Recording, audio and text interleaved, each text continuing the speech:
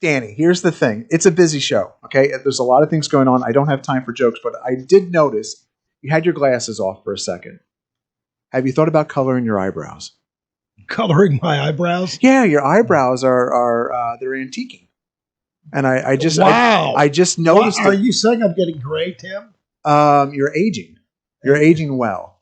Like a fine Michelob. It's called experience. Your eyebrows are experienced. So listen, I just noticed I've got experienced eyebrows. I literally just noticed it for the first time. When I if I grow out my chin, gray whiskers, and it was kind of shocking. It was a little shocking, and I'm like, oh my gosh, my eyebrows are headed to Dannyville, and I was wondering, Wow. Well, no, it got me thinking. Look, I'm not unvain. Like I want to know what you do when do you color the eyebrows and just let the hair go? Does that look weird if I grow a goatee or a beard, it's more gray than dark. My beard is turning gray, and I noticed that. And so then I'm like, well, what do you do with the eyebrows? Just let them turn gray? Do you just use a little bit extra from that just for men's? You know what I mean? You just kind of dust it on at the end. Who is that? Keith Hernandez on that commercial? Yeah. If anyone knows who Keith Hernandez is. Stock nerds, market lovers, we got a lot going on. So here's the thing, Daniel. Okay, Mark from Buffalo. Friend of the show, Mark from Buffalo. Yes. You took some strategy last week. We talked about it was the best show ever, by the way. I just wanted to throw that out there. Mark from Buffalo took what we talked about, and it was the best show ever because Mark from Buffalo took what I'm gray, old, and boring. That's right. Welcome back, Danny. I did not say boring. So Mark from Buffalo, Zach, took what we talked about last week and turned 100% in the trade. Did he really? Yeah. And then Captain Dan, who is a friend of Mark's, a mutual friend, took the same strategy and turned 97% on a trade. Wow. Right. Yeah. And so I'm like, well, we should probably talk about that. But first. So he was a little late. He missed that 3%. Yes, Dan. Wow. And so, but it got me thinking about the strategy overall, and I'm going to fill you in on what we talked about and go over it a little bit in great detail. But first, before we talk about the 100% Mark from Buffalo hit, last week, because I think a lot of stock nerds and market lovers can benefit from the discussion around it. Really super interesting discussion with Don on a morning call this week about the put-call ratio. But it wasn't really about the put-call ratio per se. It was about tools. And Alex, get ready. Alex, are you there? Stand by. Alex, are you with me? Yes, I am. Alex, how are you? So this is the earliest I've ever gotten Alex because Don had mentioned that a friend of his or somebody on Twitter, I think it's a friend of his, was using a put-call ratio that showed, we'll just throw out a number of 0.99. And I did a video. And different from yours. Yeah, different from mine. And so if you want to see the original video, go to Revere Asset, Daily Market Insight. And so what you want to do is scroll down to the June 16th video. This free indicator will help you time the summer swoon. And so in there, I'm using a put-call ratio reading. You can see what it looked like the moment I was talking about this. And Don said, hey, I've got this other reading from this other person I know, and it's at I believe it's like 0.99. And it doesn't really matter. Yep. Okay, that I have it right. The point is that it's a different reading. And which got me thinking about it. He texted it at night, and I needed to think about, well, what does it mean? You know, like what is really at heart here? And so this fella had a 0.99, and I think here is like Wednesday. Mine was somewhere in here, so I think it ended up at like 0.56. So you had a 0.99, a 0.56. And what does it mean? And if you understand what the put-call ratio means, stock nerds and market lovers, it simply means that when you start getting up to certain levels, like on the upper range of this chart where I'm scribbling here, more people are buying puts, okay? And when you get down to the lower recesses of this chart, more people are buying calls. And now that you understand that, we're going to pause there for a second, and I want to tell you that oftentimes, not all the time, oftentimes, the crowd is usually wrong. So if everybody's buying puts, so it's a contrarian indicator. That's what we're talking about. So if it's a high put call ratio reading, meaning it's accelerating higher, that means there's more puts being bought. Doesn't mean they're wrong necessarily per se, but it means you want to start looking for the contrary trade, meaning are we getting close to a bottoming process? And I talk about that in the video This free indicator will help you with some. I talk about this and discuss it pretty at length, I believe. And so, but Don brings up, well, this other fella has a different value. And I thought, I don't think it matters. So if you're at home and you're using a different put call ratio, or if you have a similar, it doesn't matter. I'm using put call ratio for this example, but what it really is about is the tool and how the person uses it. Right. And that's really what I want to stress here, because Alex, what do you use, Alex? You use a different something than put call. I use they track very similar. Just tell me what you use. CPC. CPC. And then tell me what CPC measures. Do I have that right? CBOE. Oh, there's CPC. Okay, so tell me what it measures, brother. It's the CBOE total, so it takes into account the index options as well. So Alex has the P call measures the stocks on the equities only. It's all equities, and the CPC that Alex uses, it takes into account options on the indices, on the options and equities. Both. Yeah. CBOE total. So the SPY or QQQs, etc. So I use P call, and but it doesn't matter. With this, as long as you're consistent, right? Well, that's the whole thing. So if you have a tool at home, stock nerds and market lovers, that works for you, if you have a tool that you use consistently, and you use it in a consistent manner, and that right there is the rub. There's not one indicator, unless it was Back to the Future 2, and you went forward in time, and then like Biff came back in time with the Sports Almanac to 1950s Biff and just started betting on all the games. Right. That would be the indicator that gives you everything, right? The Future Sports Almanac, so you can place bets. Wouldn't that just be like in hindsight? That would be in hindsight. Right? And so, but what matters is, and the analogy that came to my mind when I was on the phone with Don was, it's like a wrench, right? Like if I use a pair of pliers and Danny uses a crescent wrench and Don uses an adjustable and Alex is using a socket, but it all gets the nut off. Yeah, if it all gets the screw and nut off. Look at you being a professional broadcaster. Look at you. Just sitting there letting the joke. Biting. Keep going. The joke was unintended, but because you went to the I don't think it was unintended. It was unintended because I can't think that fast. But well, you got me on that one. Because you went to the Zoom version of the Connecticut School of Broadcasting upstairs from the CBS. Look at you letting the joke sit. Man, 7 years, Zach. 7 freaking long years, and he's letting the joke sit. Low-hanging fruit. Wow, that is absolutely. Danny, I want to. There was Zach again. Whatever gets the nut off, Daniel, as I was saying, it doesn't matter as long as it's effective as a tool for you. And it's a low-hanging fruit. Yeah. And so, and what you're trying to measure is, what you're trying to measure here, and I'm going to zoom in on I don't need to zoom in anymore. You can see the chart just fine. What you're trying to measure with the put call in this particular example is the market getting ready to bottom? Is the market overbought? Yeah, you can say overbought, you can say oversold, but is the market showing signs of exhaustive selling? And what would that look like? Well, higher put call ratio readings. And the way I use the tool, and I explained this in depth in that video, is it's not just about a reading. Like the reading right now is 0.61. It's up 11%. Yesterday it was up 10%. Doesn't matter. And we've talked about this before, Danny. With all the QE, you need to get within these kind of two bands to start and potentially a bottoming process. But what gets you to a true bottom, like where one you could think end of March, beginning of April, where the markets went on that really nice run. You need the put call ratio 10-day moving average. For me, the way I use the tool to start now climbing back up to that 0.6-ish level. Then the market, by that time, the put call ratio is probably up here in the 0.7, 0.8 area.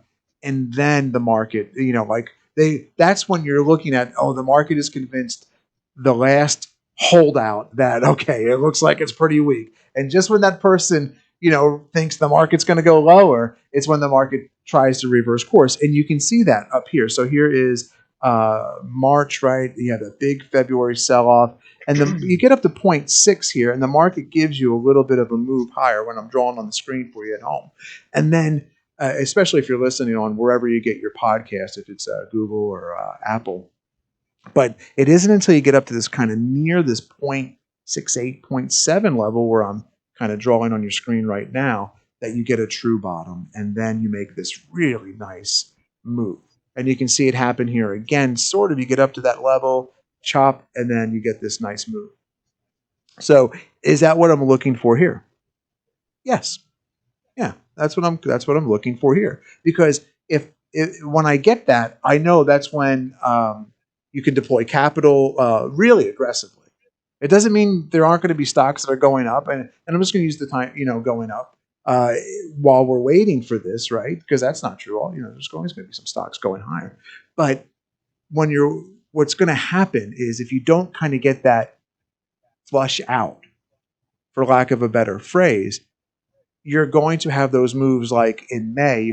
May was great, right? And then like in a few days in early June, it just went all away. And Tim, what the hell are you talking about? Can you show me that on chart? Yeah, I can show you that on the chart. I'd love to show you that on chart. So here is the March. Here is April, and then here's May. Oh, excuse me, I have my dates wrong.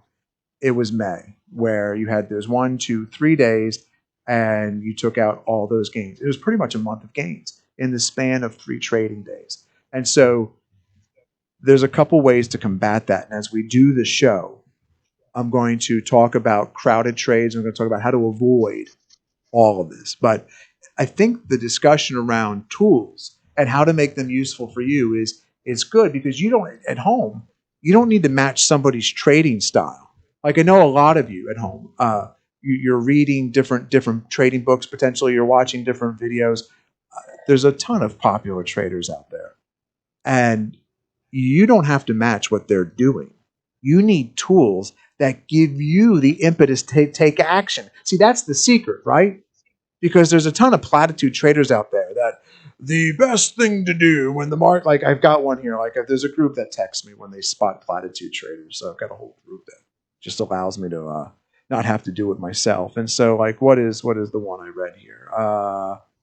And they give you zero edge. God, I got to scroll. I didn't realize I was stalling here. Somebody quick, stall for time. There we go. Part of the edge in trade, I'm not going to give the name of who sent this out, but part of the edge in trading is making money while buy and hold investors are losing money. And how can you use that?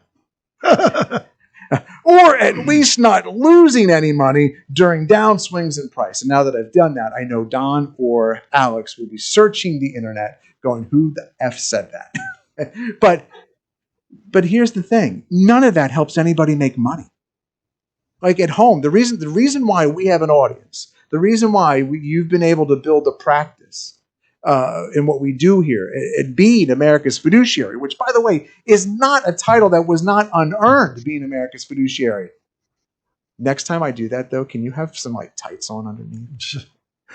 With like instead of S for Superman, F for fiduciary. Perfect. At what point do I get to chime in and say that I disagree with both points Tim just made? Really soon. No, real soon. None of that helps because there's no edge in that. There's no, well, how do you, like, we, when we do videos, when we talk, I think give people an edge. Like platitudes help nobody. I don't think platitudes, it's always sunny in Philadelphia. Like, well, that's not a platitude. That's the name of a TV show. I just literally ran out of platitudes in my head. You got a platitude off the top of your head? No, but I do. I do like that one.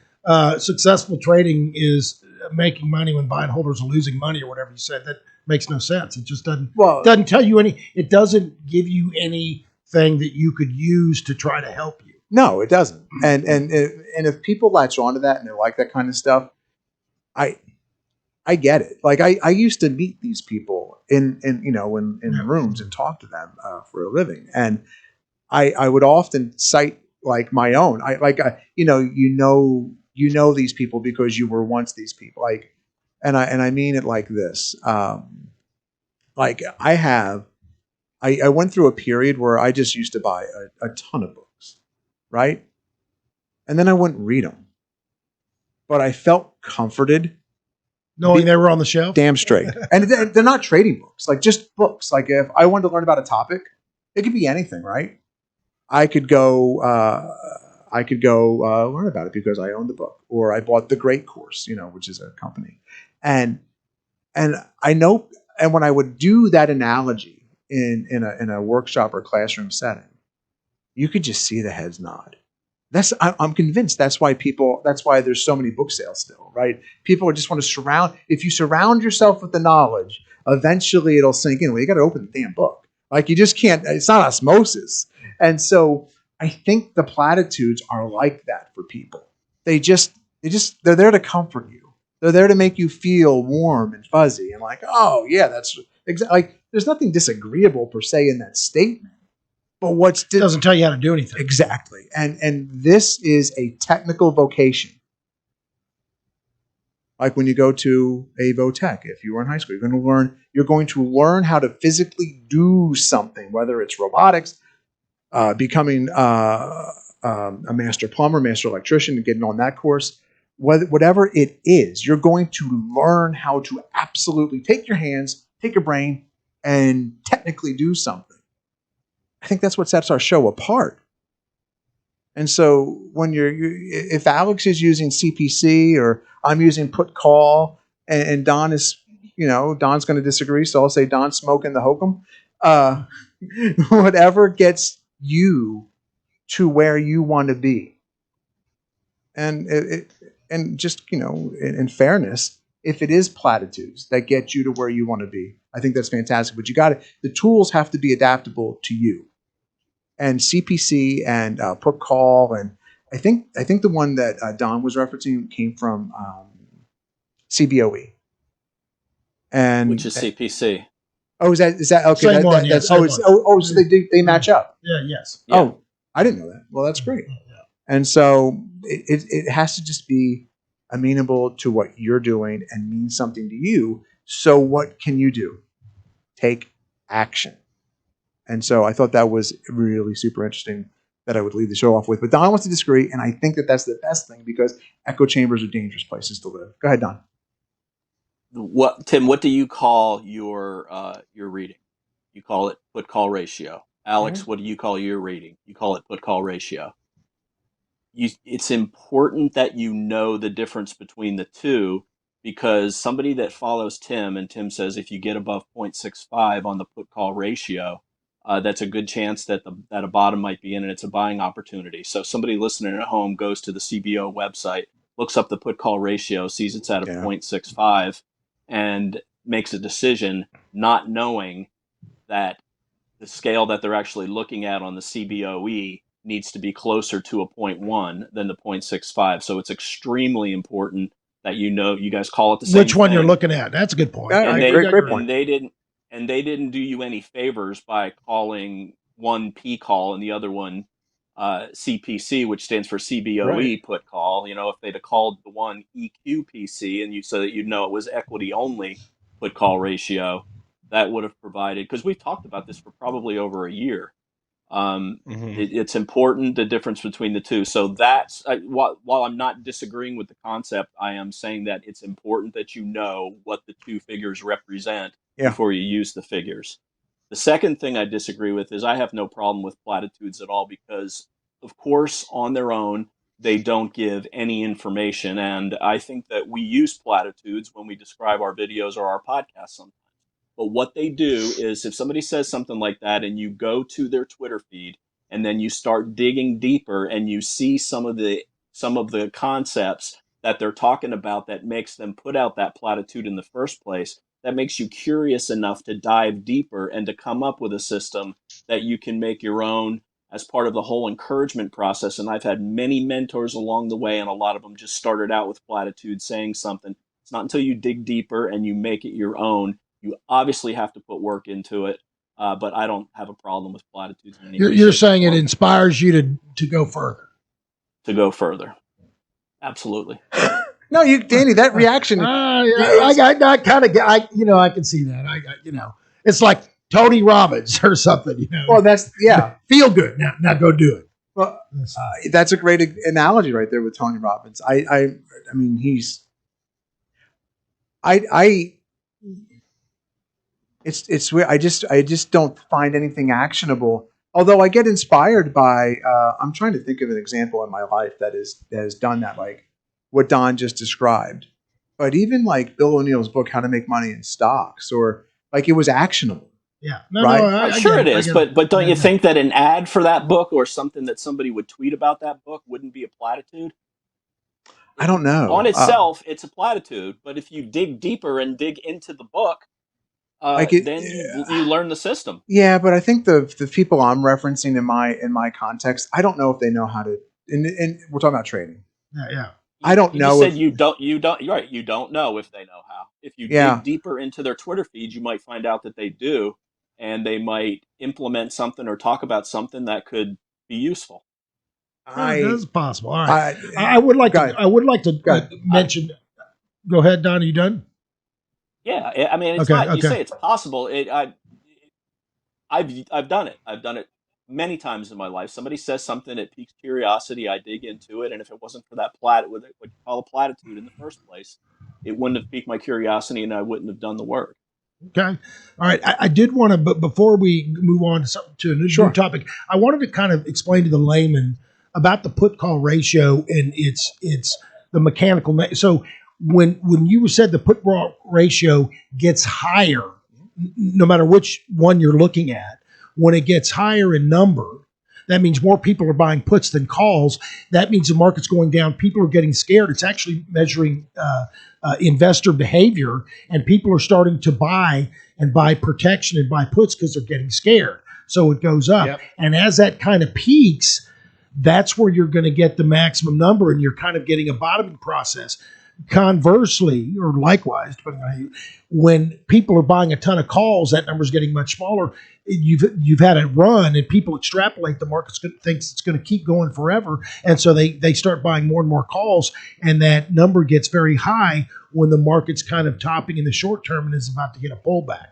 So that's the contrarian nature of it. I just wanted to explain to the kind of the technical traders know that, they get that because they look at it all the time, but I just wanted to make sure the people that don't, the laymen, understand that kind of the philosophy behind it. Okay, fair enough. So, Danny, last week in your absence, I had a conversation. It was a great conversation with Hunter. Hey, Hunter.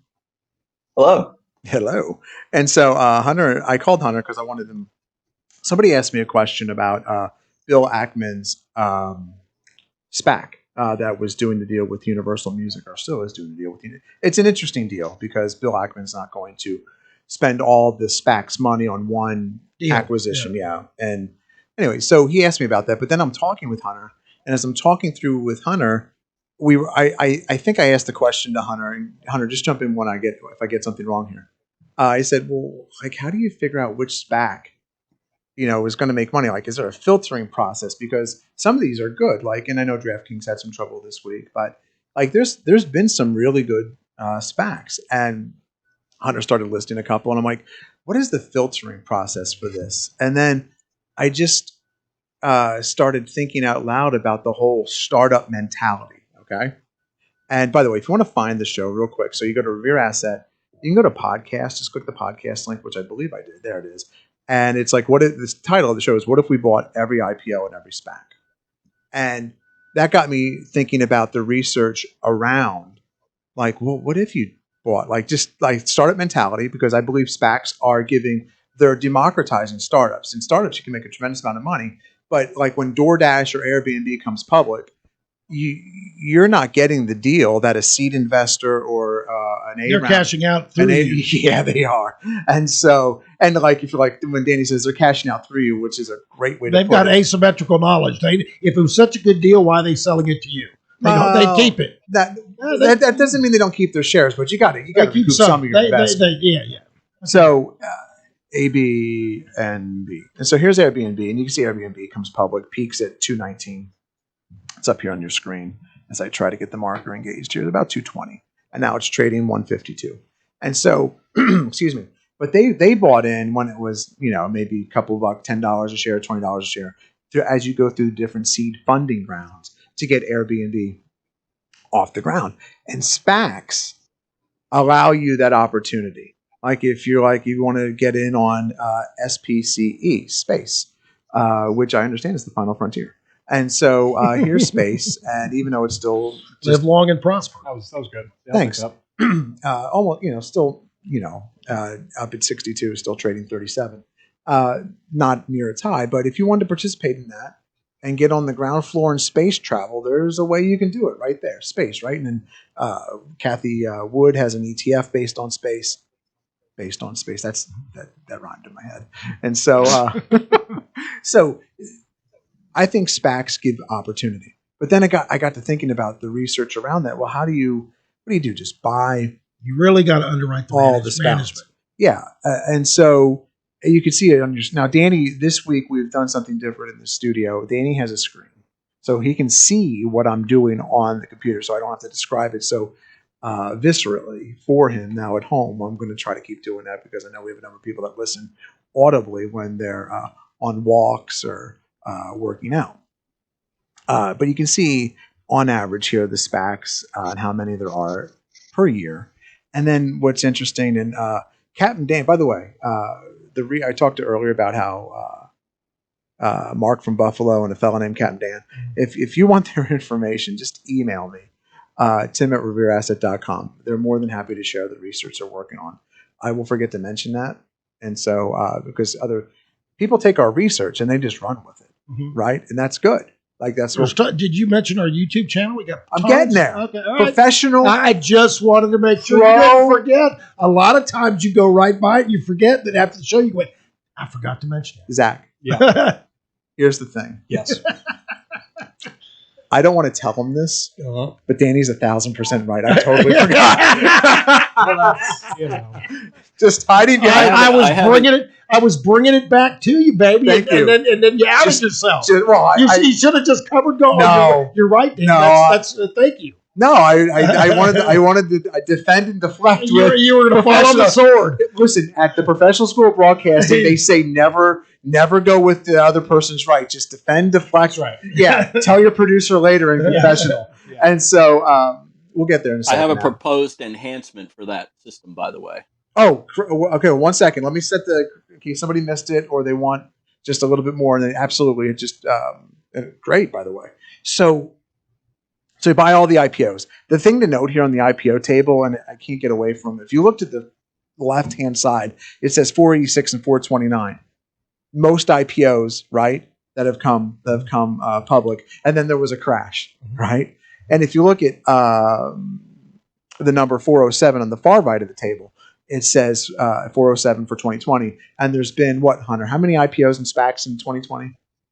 220 so far. Yeah, it's a huge number. 2021 or 2021, pardon me. For this year, yeah. Yeah, and it's a huge number, and that it's like, oh my gosh, are we about to enter a period of decline in the markets based on? In other words, are the private equity angel investors cashing out before they think the market's going to crash? Well, no, that's a little too nefarious. Okay, sure. And I say that those guys never would do that to you. No, but definitely worth considering. Yeah, I think it's a little too nefarious. I think it comes back to supply and demand. Where well, we'll go with that too. There's just a ton of supply, and well, yes, when the market's good, they want to. Yeah.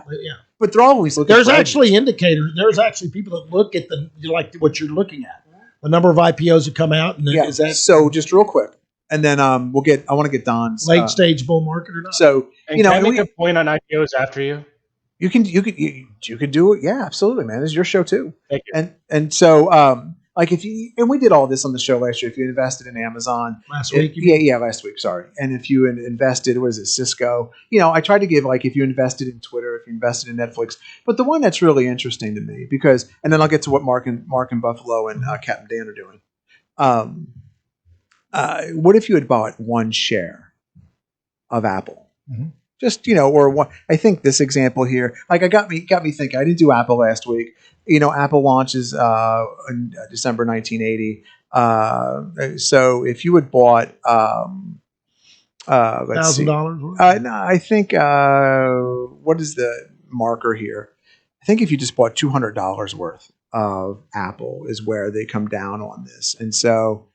Present day value, Apple closed at 200. This is 2018, and we can do the math here. There hasn't been a split in Apple since 2018, has there?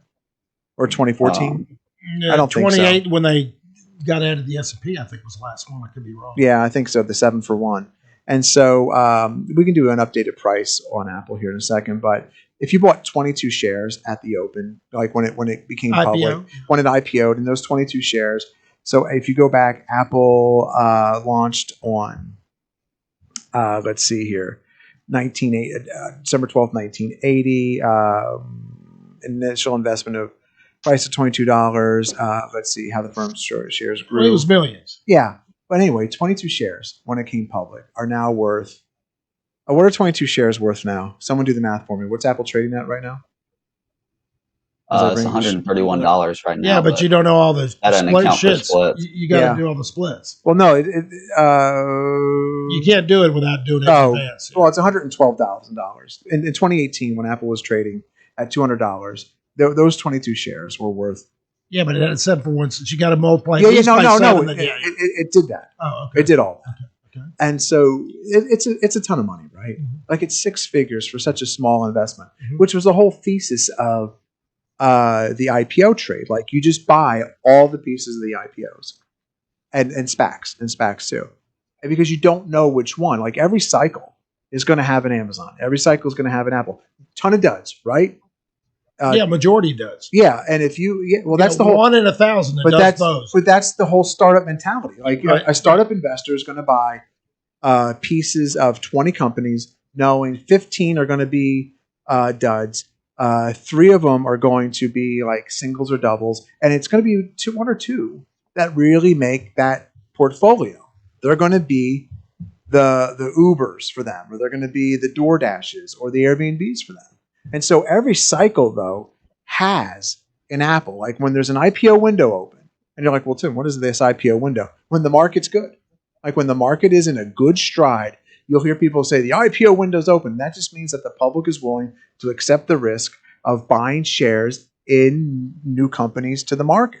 And so they might not be new companies to you, but they've just been private for so long. They're keeping things private longer because money is cheap after the implosion of 2008, and it's just better to keep them keep driving those valuations up. They come public typically at higher valuations. Anyway, there's a whole system behind that. But every cycle has an Apple. Every cycle has an IBM. Every cycle has a Home Depot, a Lowe's, a Microsoft, a Cisco, and then a Yahoo that goes under eventually, right? Every cycle has this. And so what can you do to take advantage of that? And so I'm on this group Slack talking to folks, and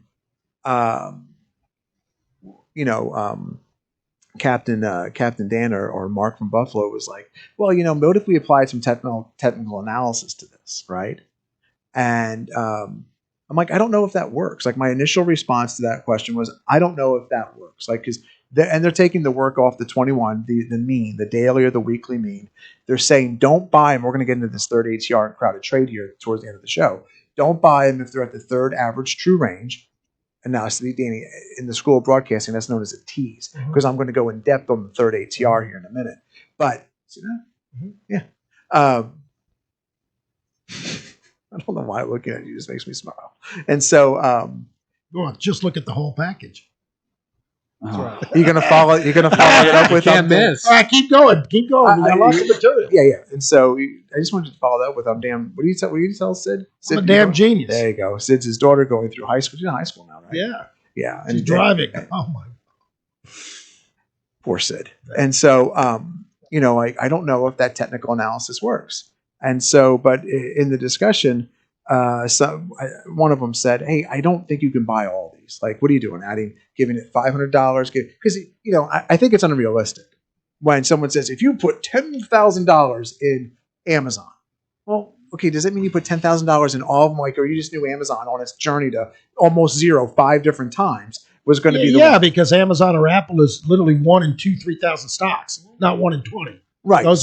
So I don't think you put $10,000 to it because the people that listen to the show most likely don't have the means to do that. I was suggesting last week $100 to $500, and even that is unrealistic to a great number of people.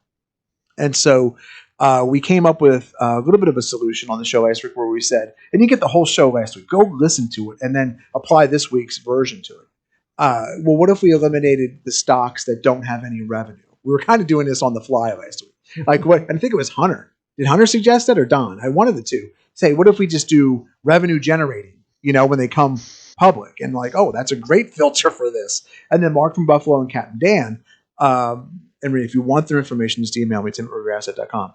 They were like, let's do some technical analysis with this. We'll buy somewhere around the mean, or we're looking for a trigger, an 821 cross, like an 8.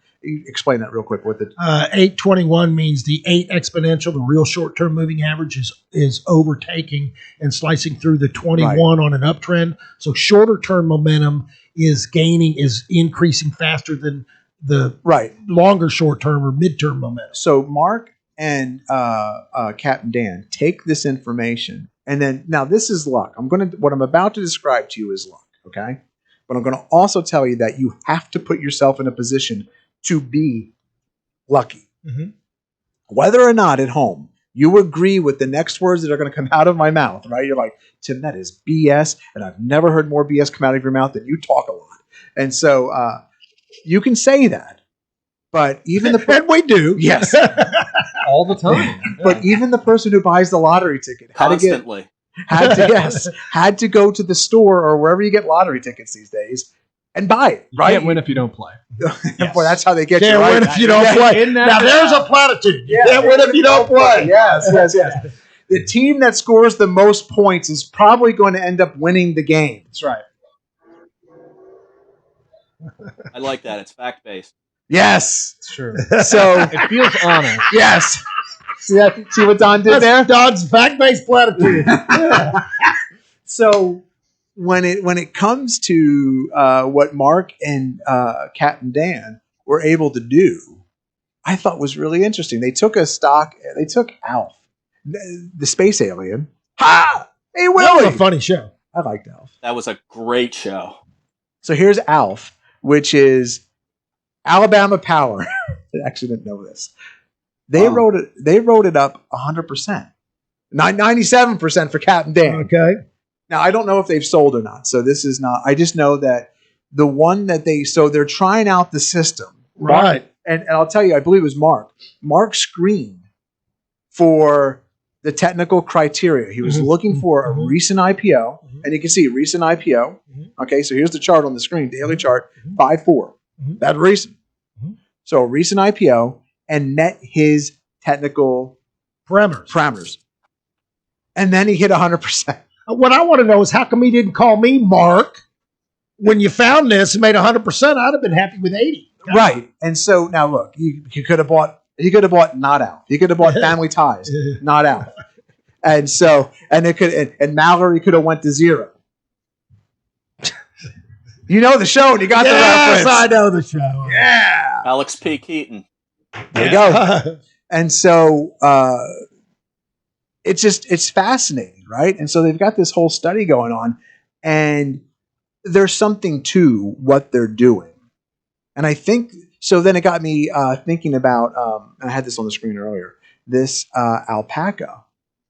So So I think the answer here, to just keep shaping it, one is into making, and this ties in with making information useful to you. My initial gut reaction was, I just want to own them. I don't want to technically trade them. Well, Mark technically trades them and he hits a home run, right? And I'm like, you know what? You sold me on this technical trading of these IPOs that triggered to get you in. I'm in. You see, your way, you have to buy way too many. No, well, I'm okay with down that. To just doing an index. No, I'm okay. No, you won't. You are. Hold on, we're gonna get Don's take on this, and then we'll come to you last. By the way, you brought up Apple. Hold on, wet blanket. You, my friend, see when I want Danny, I got a great idea, and if I want someone to throw cold water on it, I come to Danny. I'm the ballast. I'm the balance. Oh, you're the B something. It's He's not holding ballast. this whole place together. All right. Yeah. Like bubblegum in a dream. I'm here to. That's right. What show did we do recently? You know what? If you want to know what show we did recently where Danny just dumped all over an idea, may I suggest our YouTube channel where you can find. There you go. That Philadelphia School of Broadcasting right there. Connecticut. Jesus, Danny. Connecticut, Philadelphia, whatever. I don't believe it. So you can go to the Revere Asset YouTube channel. Every video we've ever done, every class we've ever done, every podcast is up here on the YouTube channel. And we're starting to post the market insights too. Every video we've ever done. They're all there. They're all there. And if we've said it, it's on here. So here's what I need from you at home, stock nerds and market lovers. I need you. What do I need them to do, Alex? Like, share, and subscribe. Yes. Yeah. Oh, Alex. Alex went to that same school, baby. That's right. Yeah. Well, Alex is just a year behind in the curriculum. Yeah. Like, share, and subscribe. So here's the subscribe button. And then I'm going to, Alex, where's the little bell where they can get an alert? You ring the bell? Yeah, I think it's back on the home page, or if you're using your phone, it's right on that home page. Yeah, I usually do this mobily. So I'm on the home page. Mobily? Click on Revere. No, you're on uploads. Go back to main page.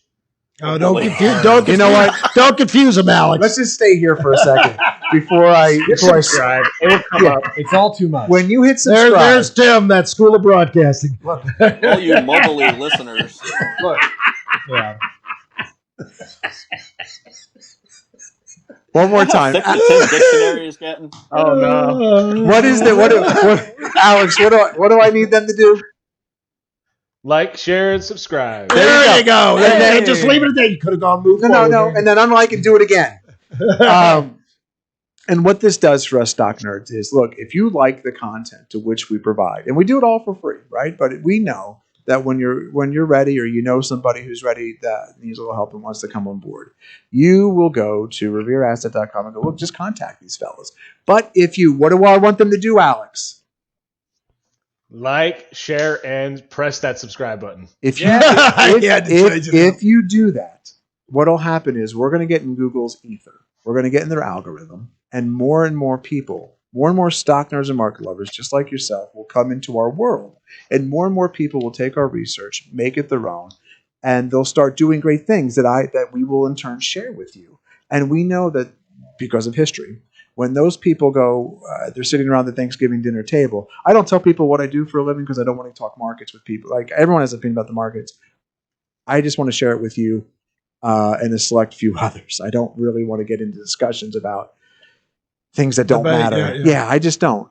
But there are people that they'll sit around the Fourth of July table. Is that a thing? 4th of July picnic. And they'll say things about the market, and you should really check out their content. And then there's a great number of people that become clients of Revere Asset because of the content they find. And we give it to you willingly. And we just ask you to expose people to our content by, Alex, what do they need to do? They know now. Subscribe and share and like. There you go. There you go.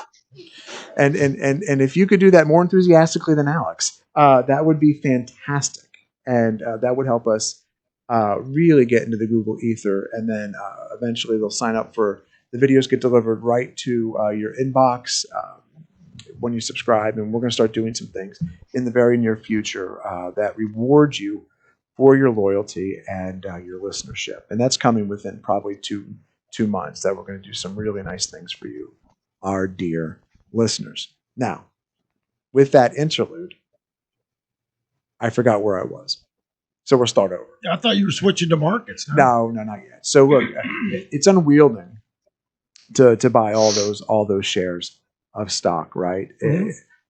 Which I have ALPACA up on the screen right now. ALPACA is a free brokerage. There's a number of them that do this. For all of the IPOs and SPACs that come out, most of them, like 90% of them, you can actually do fractional shares.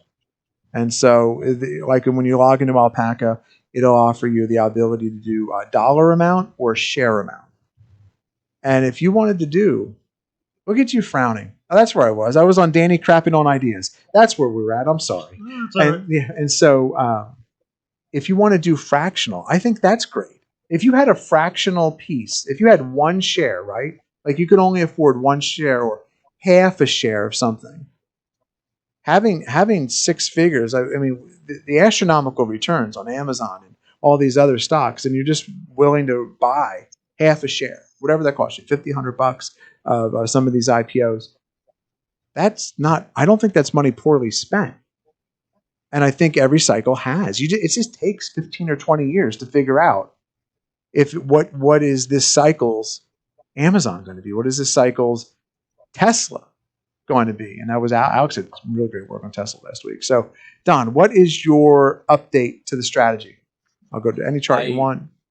I agree 100% with the guys you were talking about that said apply some technical analysis to it. And the two options I had is either wait for a weekly close above the high of the first day of trading. A lot of them never get back above that high because Wall Street pumps it up and it's ultimately revealed as the garbage that it actually was that they knew that they didn't tell you about.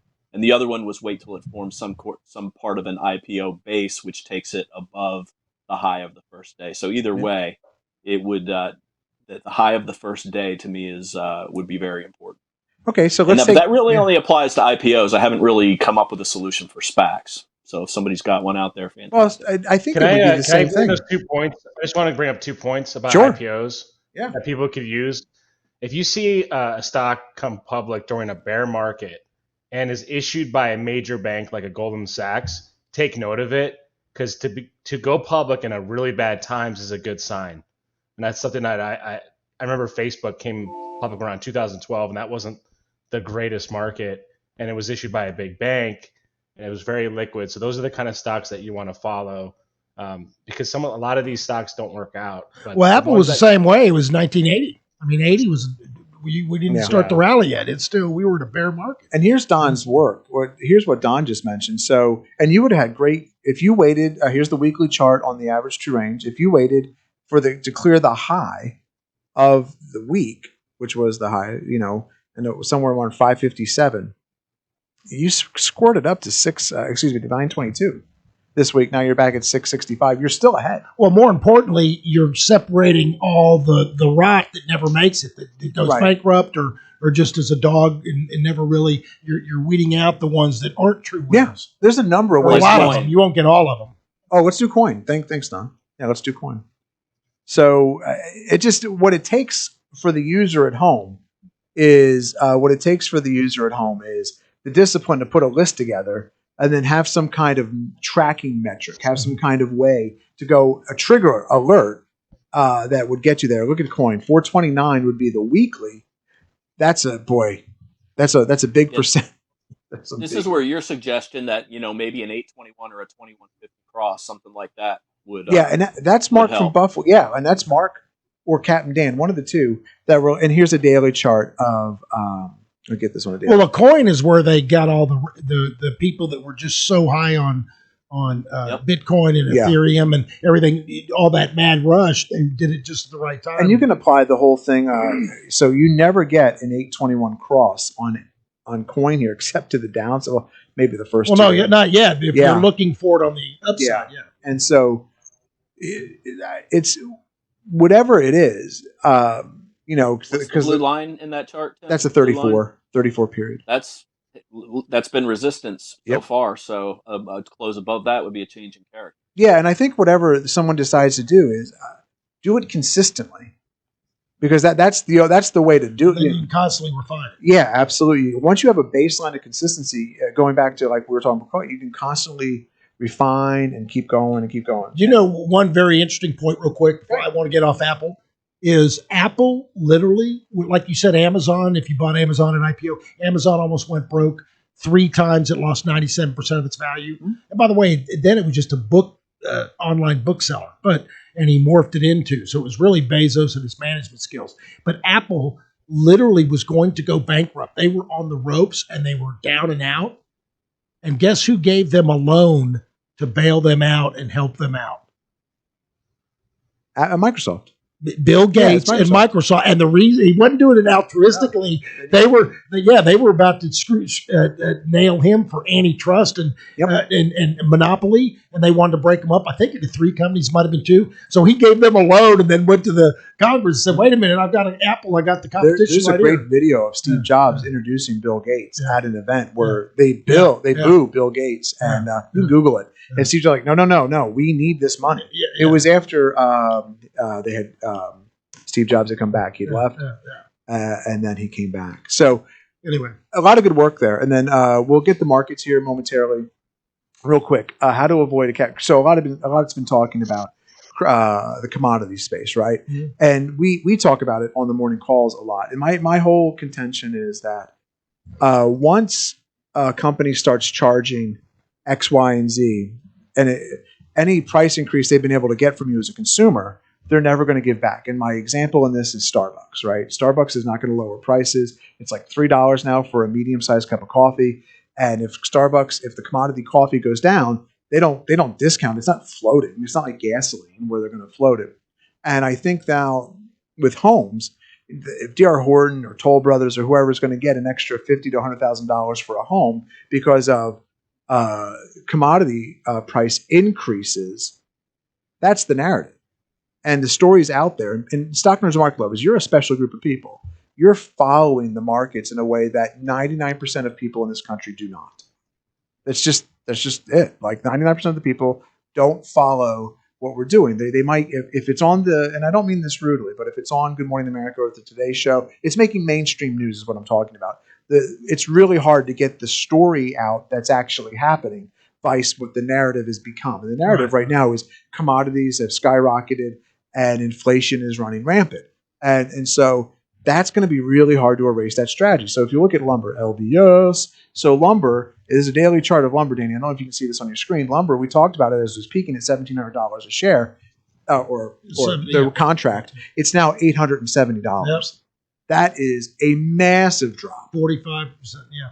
It's a massive drop. And so my point, I'm going to use lumber because lumber's, well, we'll run through a couple of these. There's a way to avoid being trapped. There's a number of people, not per se in lumber, but like you can look at copper. Okay, so look at copper, look at crude, look at I had a whole list here.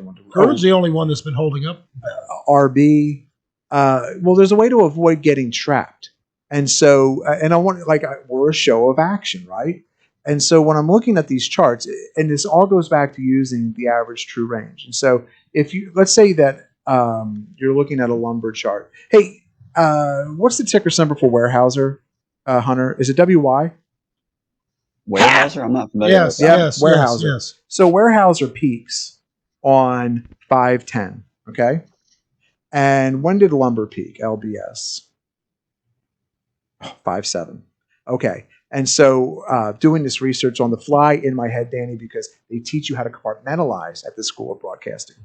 And so Weyerhaeuser's wood, by the way, folks, and paper products and all that kind of good stuff. And so how do you avoid, most people aren't going to trade lumber contracts, but they would trade Weyerhaeuser because that was talked about in the news. And there's a way to avoid this. And so it's called not buying the third ATR. And so because there's people right now that are going to be trapped. Which means extended. Yeah, and if we run through palladium is PA, I mean, look at that drop in palladium. Palladium dropped tremendously. There's a couple big bars. Yeah, gold. We could do silver. I did gasoline. We can use. Let's do HG one more time. Copper. Let's do FDX and UPS, right? And so those are transport. These stocks have broken. Okay, and so I'll leave this chart up. It doesn't matter what the chart is. It doesn't matter I'm using commodities because I know they've broken this week. But there's going to be investors across the globe that are trapped in the WYs of the world, where you've gone from a high of 4168 down. What's the percentage loss on that? Hell, I can do this. I'm so sorry. A lot. Yeah, it's a ton. And so here, I'll just get my drawing tool. I apologize not having this ready. So we'll just do it right here. Son of a bitch. Son of a gun. Danny, I said son of a gun. I did not swear on the radio show. So here we go, 17% drop. And so that's a 17% drop, right? And how do you avoid that? And so when you're looking at these charts, and look, there's nothing as Don would tell me I'm wrong saying an absolution. There's nothing absolute about this, right? It's a market and anything can happen. But if you're using these average to range charts, you're using the mean, or the 21, or the technical trigger we were talking about earlier, and then 1, 2, and 3 to the upside, 1, 2, and 3 to the downside. When you get to plus 2 ATR, meaning your 2 average true ranges above, you're starting to get stretched, right? The chance for a pullback increases probably dramatically. avoid buy. When you're at 3,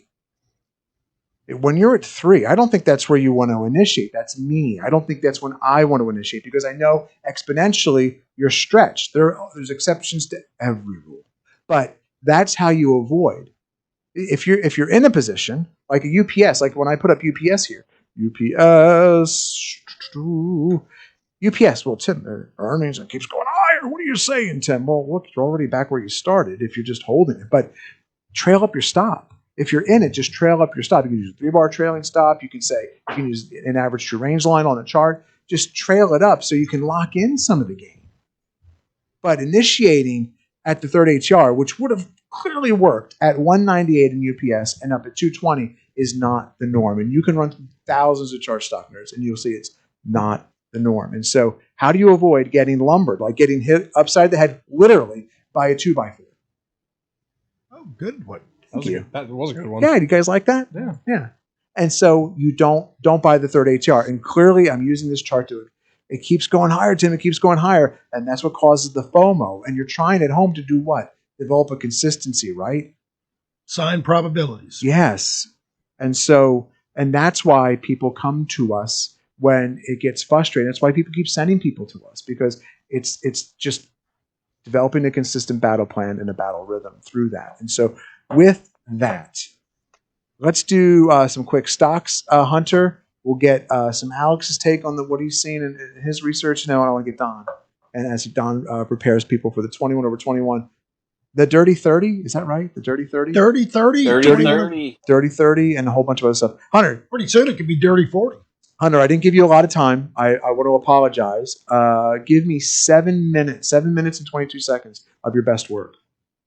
Wow. No pressure here. Well, first thing I want to highlight, and I talked about it on the video last night, is the strength in NVIDIA. But what's especially intriguing today, Tim, so you can pull up a chart in NVIDIA. I believe it's up about 2.5%, 3%. Beautiful. Right. Incredibly strong, very extended, riding the third ATR. Tim, pull up Applied Materials, AMAT.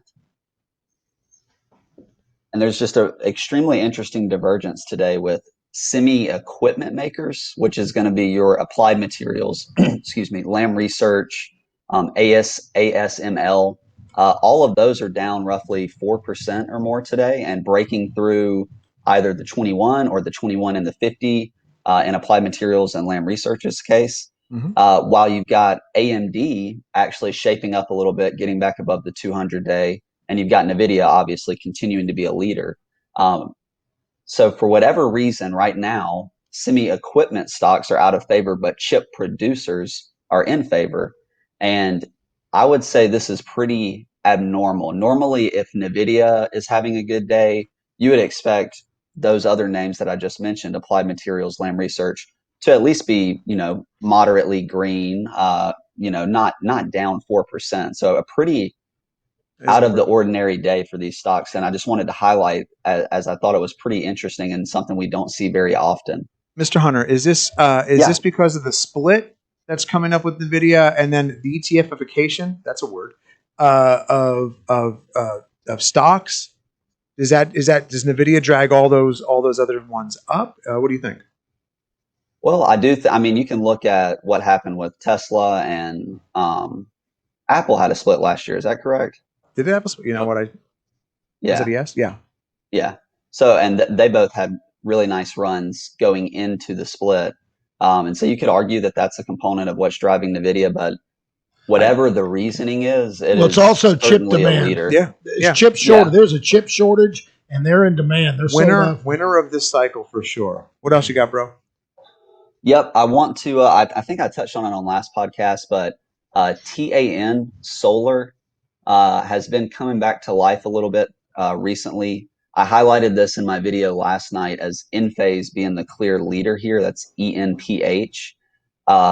But the solar industry group within MarketSmith, which is our research platform that we use here, was the strongest, best performing industry group on both Wednesday and Thursday, and had significant volume on both of those days. So that's something you want to take notice of, is when a sector or a group that's been beaten up is starting to lead, and you're starting to see an RS line hook back up pretty sharply and get through some significant moving averages too. TAN is now through the 50, and they haven't been able to get over that 50 really since February. And just a couple more here, Tim. I know we just talked about the housing trade. We actually are seeing Lennar, LEN, kind of buck the trend of these commodity / inflation / value oriented areas getting hammered. They made a decent little bounce back here following earnings. And additionally, you've got ITB, which is the home builders ETF, green today, and one of the only sector ETFs that's green. So obviously these are still beaten down, still below some moving averages, but they are showing a little bit of relative strength today. And they've had, ITB in particular has had nice volume the last 2 days to the upside. So just a little bit of an outlier. And then two names that are relatively. Well, hang on. Is commodities come off, prices come off, their margins go up? Well, yes, that's true. That's a good point. Oh, thank you. Hold on. You got a gold star from Hunter. Thank you. Look at you, man. That's a very good point. That could it's called fundamentals. But go ahead. To your point, though, we saw home builders, and I mean, just pull up ITB in general, and LPX really rallied together. So as lumber prices went up, so did ITB. Or as those materials, those input costs to building homes went up, so did the home builder stock. So it is a little bit of a divergence back to, we're still seeing weakness in lumber, weakness in copper, materials, etc. But a little bit of a comeback in the last 2 days on home builders. I want to make a point real quick, Hunter. I'm sorry. Danny, on our call with Don this morning, we were talking about this very issue, and Danny's like, well, what gets the homes to come back down in price? And unfortunately, the answer is like some kind of pullback, or like you just stop buying homes because you're not going to take these prices, like these add-ons for labor and commodity. Like it's going to take some event probably now. You're going to have slowdown in buying and sales, like a big time one. Okay, go ahead, Hunter. I'm sorry.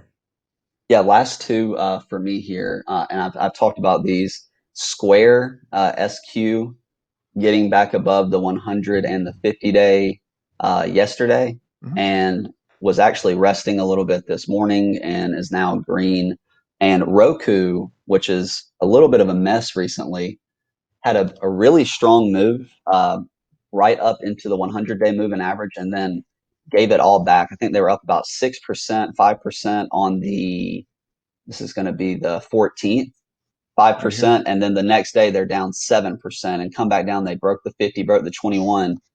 Lo and behold, the last 2 days, they've been up 4.5% yesterday and 4.5% today. And they're actually through that recent high of, it's right around 368, 365, somewhere in that range. So two names in the tech space that are not vastly extended, like a NVIDIA or a Cloudflare, perhaps, that are possibly kind of shaping up a little bit. Is that all you got? That's it. That's it for me, man. That was great, man. Real quick, I'd be remiss. One clarification on the video. And their split date is 7/19. Oh, thank you. 7/19 is the split date. We're talking about. I'd be remiss if I didn't mention. It's hard to know, like, what is. There's some research on NVIDIA today coming out about how they're doing more content, like a Netflix. Like they're becoming more Netflixy than just equipment-y. And so that's interesting. Equipment is a word. That's another word. Equipment. You mean? I mean, I'm Roku. Thank you so much, Don. I mean Roku. Thank you so much. I saw that as well, Tim. Yeah, it's really interesting strategically what they're doing. But the other part too is today is options expiration, but it's rebalancing. It's a lot of quarterly rebalancing takes place the third Friday, not just at the end of the month like you might think. And I wonder what's being rebalanced. It's hard to get a clear signal of what's really taking place in the market because of all the rebalancing that's taking place. And if you don't know about quarterly rebalancing, you can Google it. It happens 4 times a year, but the June one is the one that always sticks out in my mind to me to pay attention to because it's very volatile. Alex. Rate and subscribe, Alex. Alex, what do you have? Not all sunshine and rainbows on my end. I want to review some of the trades this past couple weeks. Bring up Roblox, please. RBLX. So my line in the sand is that 50-day moving average. Oh, I'm sorry. Or the low, that gap low of 79.88. I got in at 75-ish, and I rode it all the way up and all the way down. I haven't touched it. But that is my line in the sand. I am still up on it slightly, but I have a long-term fundamental outlook on this company, and that's why I'm sitting through this. I'm hoping it, creates a base. If not, I know where I can get stopped out. I just want to review that trade. Sure. As I did hold, I'm enduring some pain. Let's pull up RH. That was another one.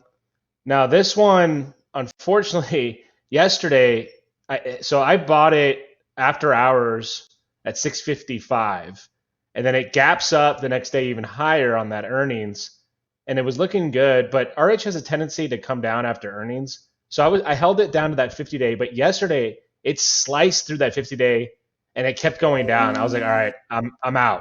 So I sold it, and then of course it came right back up, and then today it's up again. I haven't bought it back yet, and the reason is the market is a little shaky with these particular names. The names that have previously been working aren't, and tech is a little bit stronger. So on the positive side of things, I got into PayPal this morning, and that actually has been working today. That one's very strong today. You can see so it's up at highs of the day. I got through if you look on the left side right there at 277 area, a previous, right? You see that bar right there? That was my buy point and I said it regardless of what the market's doing. If that breaks out and starts showing volume, I got in. And you could pull the intra. You could see some volume coming in today. I think there might have been news or something's going on. I don't think you have the volume down there. No, I do. I'll show people where I have it. So I've got volume coded on my candles. If you ever see dots on my screen, this lets me know that it's a volume percent change number. And so I want to know when the volume is greater than a certain period. So, and so the dots give me, that's really hard to see on the green, but the dots give me that indication. It's following up. That's the good thing is if I get into a stock, I want to see follow up immediately. And that immediately has been responding to me. So I don't know, maybe this is they're shifting, like you said, they're rebalancing. Are they rebalancing the tech? That could be the sign today in this week. Could be. Absolutely could be. For me. Awesome. Don, Dirty 30, 21 over 21. What happens, Don, every weekend gets you set for the market. So revereasset.com, go to Daily Market Insight. Not only will you see the podcast, it'll get posted up there as soon as we're done here. And I'm going to put it on YouTube too. And it's going to be on and that Revere Asset channel. That where we have drilled into you that we desperately want you to please subscribe, please tell your friends, rate it. Desperately, I just think they're cleaner. They're better looking on. It's just easy. On YouTube. Yep. Well, you know what? Other friend of the show texted last night. Don, who texted us last night and was really thankful we're doing YouTube? Who was that? Jeff. Jeff. Yes, Jeff. Commander Jeff. Yes. So let's see here. You'll find it right here. Don's video to say the big show, right? 21 over 21. Don does the entire video as the voice of Howard Cosell to make it interesting, and you can get it right there. And then real quickly, Don, before you tell us what's on the 21 over 21, or give us an inkling of it, a little preview of the remix, as R. Kelly would say. Danny. Yes. Can you give us the typical closeout? Sure. Folks, listen, if you like what you heard, please tell a friend, tell a neighbor. Just send them to revereasset.com. And they can sign up for our daily market insight video. There's also a button for Don's Lunch and Learn. And by the way, pretty soon we're going to have a nice new rollout of our website. We're rebuilding it to make it easier, cleaner.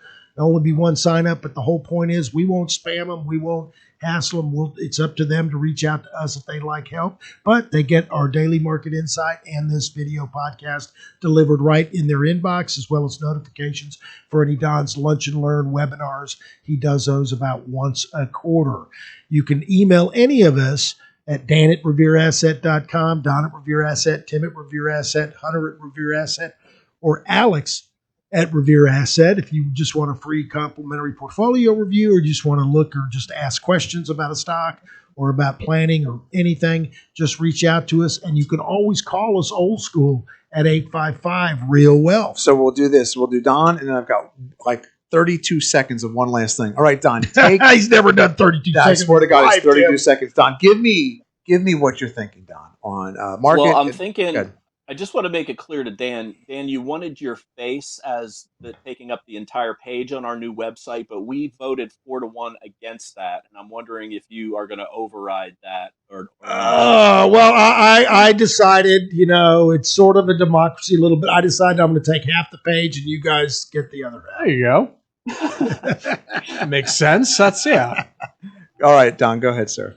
21 over 21 list. At least 6 stocks coming off of it. That's tied to the massive rotation over the last 2 days out of financials, oil, and commodities. Mm-hmm. So there'll be some fresh faces on there. Some of the we've had some big moves to the upside on some of the stocks that are in there, offsetting the things that got stopped out. And the Dirty 30, what the Dirty 30 is, that's kind of a new list. That's a list of over 70 stocks that corrected more than 30%, their growth stocks that corrected more than 30% off their February highs, tracking which ones are coming back and which ones haven't. We actually own 3 of those now that are within 5% of their all-time highs. So it's a demonstration that having conviction in something sometimes, conviction in the legal system sometimes gets you on death row. Sometimes having conviction in a stock is bad also. That's the point of that. So tune in. You can always get back in, right? You can always get back in, correct. All right. There's no law against rebuying stock. So here's the thing. Don's video is going to show up Daily Market Insight tab right here, okay? If you want to see, Danny mentioned his webinar. This is like an hour and a half of nothing but pure content from Don. It's on the June 9th time frame, and then the brand new 20 over 21 Dirty 30 will show up right at the top of the page. Very quickly, stock nerds and market lovers. This is what I think is going to be determinant of the market here. The market will continue to sell off if the U.S. dollar continues to move higher. The market, you can see the dollar here has a little wick. The market actually picked up to the upside a little. What? What are you? I'm just. You're tagging me, aren't you? No, I'm watching. So the market is going to go where the dollar goes, and so if can you show that on an ATR chart? Beautiful. That's exactly what I wanted to do. So very good. I covered this in the video on Wednesday. Do we run now the third ATR? And if we do, you're going to see more pressure on the market or sideways action at the very least. But once the dollar peaks here at the end of March, that started a glorious run for the S&P and the NASDAQ. And so something to pay attention to is this dollar chart. And with that, we'll see you next week. Oh, no, go ahead, Danny. I was going to say I knew he couldn't do it. 32 seconds. We'll talk to you next week on Your Money.